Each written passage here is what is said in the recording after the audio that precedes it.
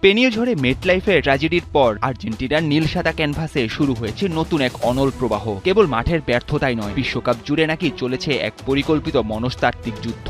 আন্তর্জাতিক অঙ্গনে আলবিসেলেস্তাদের ভাবমূর্তি চূর্ণ বিচূর্ণ করতেই তৈরি করা হয়েছিল নেতিবাচক এক অদৃশ্য ফাঁদ। বিশ্বকাপ হাতছাড়া হওয়ার পর বেরিয়ে আসছে এমন অজস্র কনস্পাইরেসি থিওরি।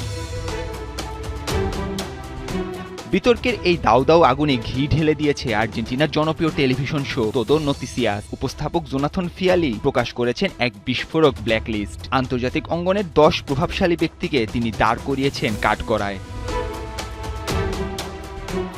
ব্ল্যাকলিস্টের শীর্ষে মিশরের কোচ হোসাম হাসান, যিনি শেষ 16 হেরে সোচ্চার হয়েছিলেন বাণিজ্য আর মেসি তোষণের পাতানো খেলার অভিযোগে। এরপর ব্রিটিশ সাংবাদিক পিয়ার্স মর্গান, যার এক্স হ্যান্ডেল থেকে পারদেশের আচরণকে ধিক্কার দিয়ে দাগিয়ে দেয়া হয়েছিল ফুটবলের লজ্জা হিসেবে।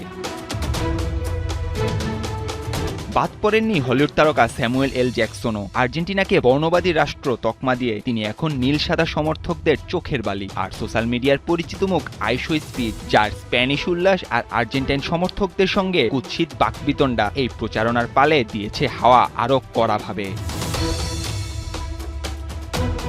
নিউ ইয়র্কের মেয়র জোহরান মামদানি, মেক্সিকোর প্রেসিডেন্ট ক্লাউদিয়া শেইনবাউম, স্প্যানিশ সুরের জাদুকর রোসালিয়া কিংবা চিলিয়ান তারকা পেদ্রো পাস্কাল, তালিকার প্রতিটি নামই যেন আর্জেন্টিনা বিরোধী প্রচারণার একটি শক্ত খুঁটি।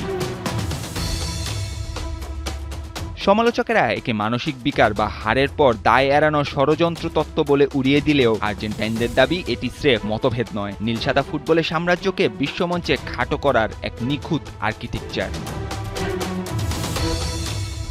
খেলার মাঠে জয় পরাজয় ছাড়িয়ে তবে কি এবার বিশ্ব ফুটবলের মানচিত্রে শুরু হলো নতুন এক স্নায়ুযুদ্ধ?